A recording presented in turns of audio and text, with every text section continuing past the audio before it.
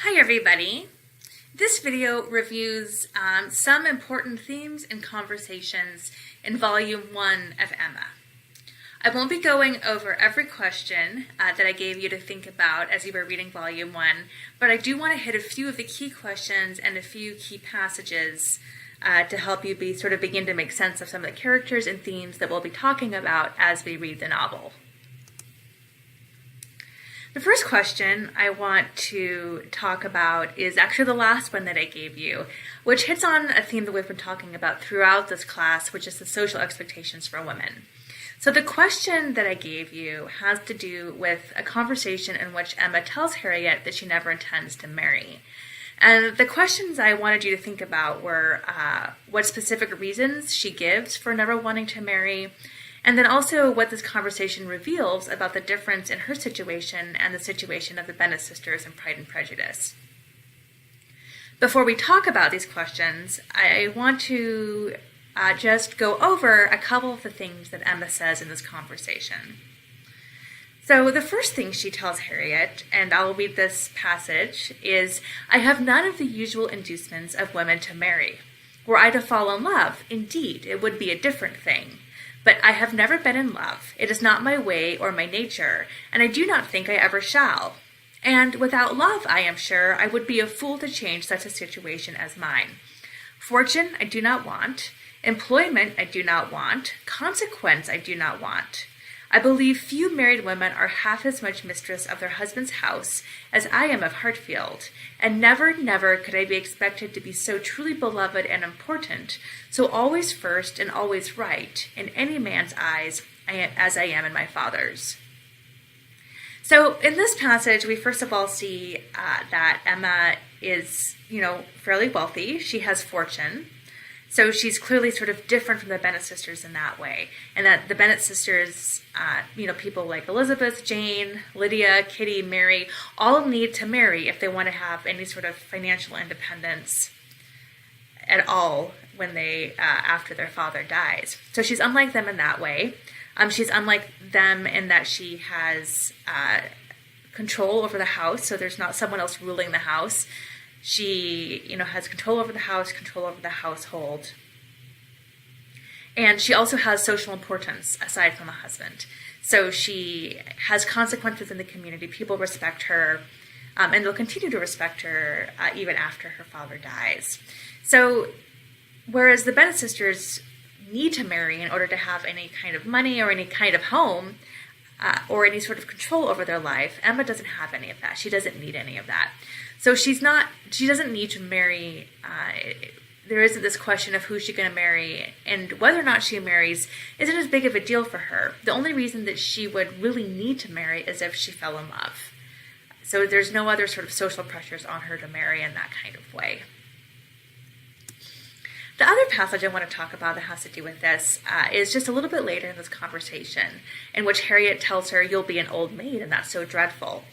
And Emma goes on to sort of talk about the differences between different kinds of unmarried women in this society. She tells Harriet, "Never mind, Harriet, I shall not be an old maid. And it is poverty only which makes celibacy contemptible to the generous public." So what she's saying here is that rich women who don't marry aren't seen as old maids. They aren't seen as being socially contemptible, whereas poor unmarried women, like, say, Miss Bates, are often looked down upon. And she goes on to explain this in detail. She says, "A single woman with a very narrow income must be a ridiculous, disagreeable old maid, the proper sport of boys and girls." So she says here that old women who aren't married and don't have any money or don't have much money are generally seen as ridiculous, disagreeable, and contemptible, and that, boys and girls are going to make fun of them. And then she goes on to say, "But a single woman of good fortune is always respectable and may be as sensible and pleasant as anybody else." So wealthy women who don't marry are seen as being sensible and pleasant. They're not looked down upon in the same way that single old women are. And then she explains the distinction is not quite so much against the candor and common sense of the world as it appears as first. So there's reasons for this, she says. For a very narrow income has a tendency to contract the mind and sour the temper.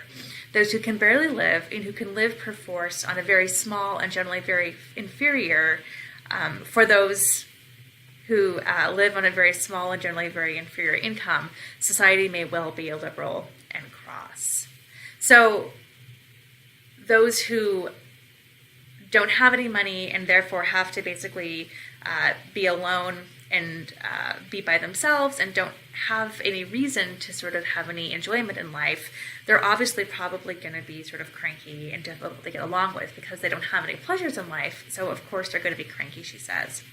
So this just gives sort of another example of the ways in which marriage, but also income, could really sort of shift a woman's social position and the kinds of opportunities that she had in their lives.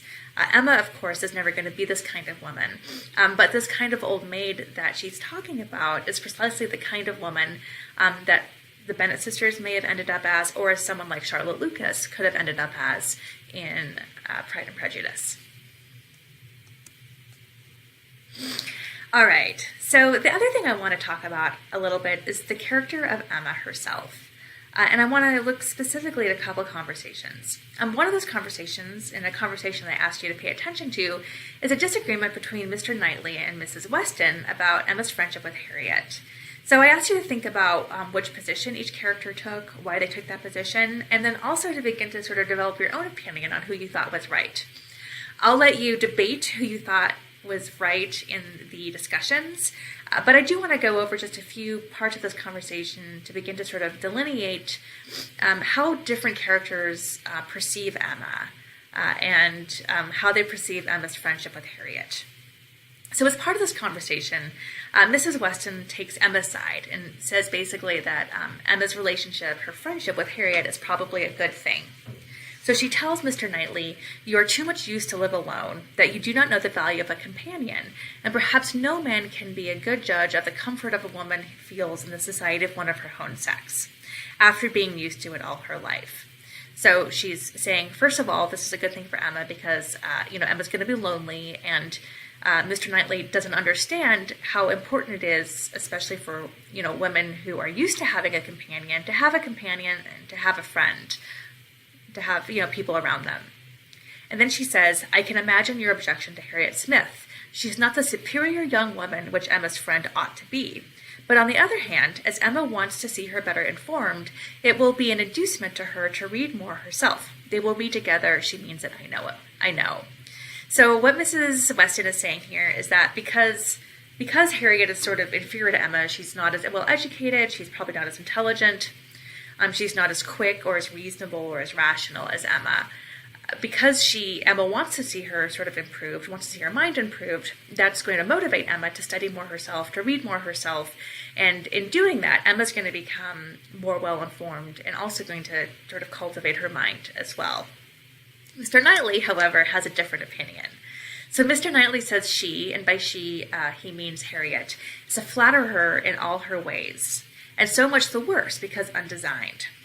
So by flatter, she means that she makes sort of Emma feel unreasonably good about herself. And it's undesigned. She's not intentionally doing this. It's just sort of what happens because of the circumstances. And he goes on to explain, "Her ignorance is hourly flattery. How can Emma imagine she has anything to learn while Harriet is presenting such a delightful inferiority? And as for Harriet, I will venture to say that she cannot gain by the acquaintance. Harfield will only put her out of conceit with all the other places she belongs to. She will grow just as refined enough to be uncomfortable with those among whom birth and circumstance have placed her home. I am much mistaken if Emma's doctrines give any strength of mind, or tend at all to make the girl adapt herself rationally to the varieties of her situation in life. They only give a little polish." So what Mr. Knightley is saying here is, first of all, that Harriet, by virtue of being around Emma, isn't going to make Emma think she has to improve herself, because Harriet is more ignorant than Emma, so Emma's always going to feel smart. In his ways, how can Emma, in his words, how can Emma imagine she has anything to learn when Harriet is presenting such a delightful contrast, sort of making her feel so smart and so superior? And his other concern here is that Emma is basically going to make Harriet feel superior to her own social position. So at this point, Harriet, is probably illegitimate, doesn't know who her father is, and that gives her a very sort of socially tenuous position. She doesn't really have a clear place in a sort of higher society in the world that Emma lives in. And Mr. Knightley's concerned that Emma's going to make her feel like she has a place there, and basically going to make her sort of feel unhappy and discontent with the kind of people that she will probably end up living with later on in life because of that social position. And Emma isn't doing anything to basically make her feel more comfortable with a slightly sort of lower class of people, and instead is actually going to go out of her way to make her feel less comfortable and like she is sort of too good for those classes of people, that her illegitimacy is probably going to force her to sort of live with later on in life. And as sort of part of these questions around Harriet, Emma and Mr. Knightley also sort of have a debate about Harriet. So I also asked you to pay attention to this debate where Mr. Knightley and Emma disagree about whether Mr. Martin, who's a farmer, a fairly wealthy farmer, is a good marital match for Harriet Smith. And I also asked you to think about what you thought about this and whether you agreed or disagreed. And again, I won't go into that so much. I'll let you talk about that in discussion. But I do want to review the positions that each character takes. So Emma's basic position is that, first of all, before this passage that I'm going to review here in a second, she tells Mr. Knightley that it's very possible that Harriet's father is actually a gentleman, that she's the illegitimate child of a gentleman. And if that were the case, that she might actually belong to sort of the upper classes, to sort of the world that Emma and Mr. Knightley and their friends live in. Mr. Knightley's not so sure that that's the case, but that's Emma's argument. Emma then goes on to basically say that Harriet, in a lot of ways, is sort of the ideal woman for a lot of men. So she says, till it appears that men are much more philosophic on the subject of beauty than they are generally supposed, till they fall in love with well-informed minds instead of handsome faces, a girl with such loveliness as Harriet has a certainty of being admired and being sought after, of having the power of choosing from among many, and consequently a claim to be nice. So what she's saying here in the first part of the passage is that men may say they want someone who's smart and intelligent, but really they just want someone who's pretty. And if that's the case, then Harriet is probably going to have plenty of admirers, plenty of people who are interested. And if that's the case, then she can afford to be picky. The word nice here is being used as a synonym of picky. And then Emma goes on to say, her good nature, too, is not so very slight a claim, comprehending as it does real and thorough sweetness of temper and manner, a very humble opinion of herself, and a great readiness to be pleased with other people. So in addition to being pretty, she's also a very sort of pleasant person, and that pleasantness is genuine. And then she says, I am very much mistaken if your sex in general would not think such a beauty and such temper the highest claims a woman could possess. So here Emma's saying that Harriet is pretty, she's beautiful, and she's generally sort of sweet and pleasant. And for most men, she says, those are the things they want in women. They don't really care if they're rational or really well educated. They want someone who's pretty and they want someone who's pleasant.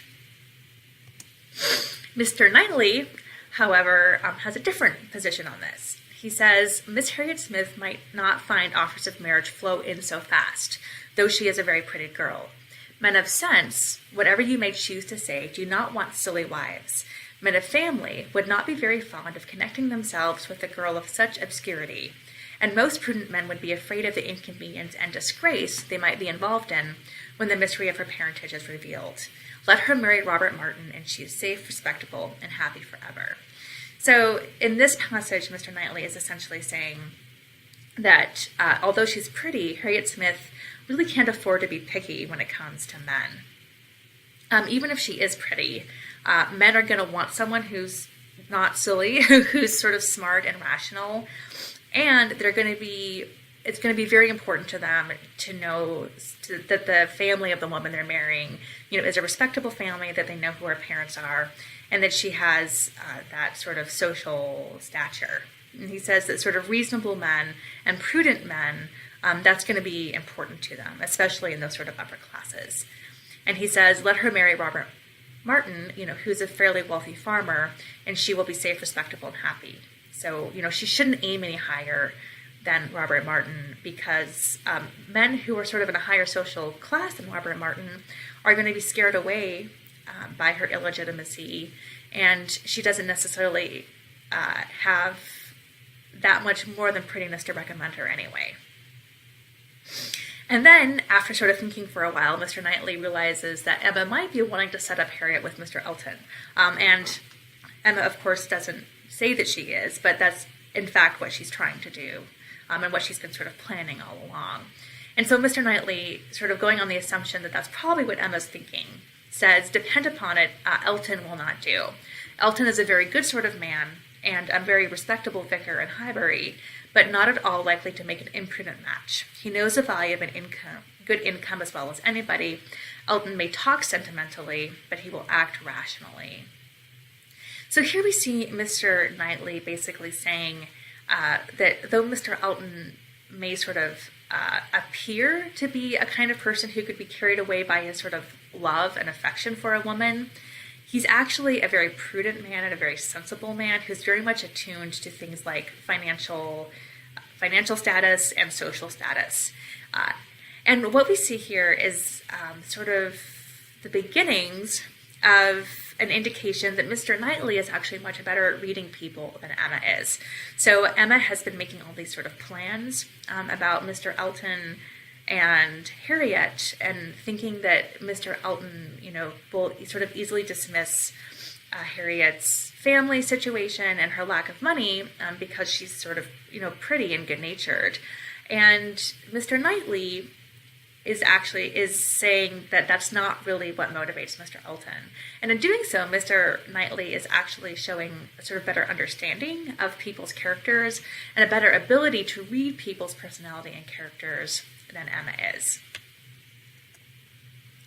So those are the main points that I wanted to hit on for Volume 1. You can find the questions that I want you to consider for Volume 2 in a different video.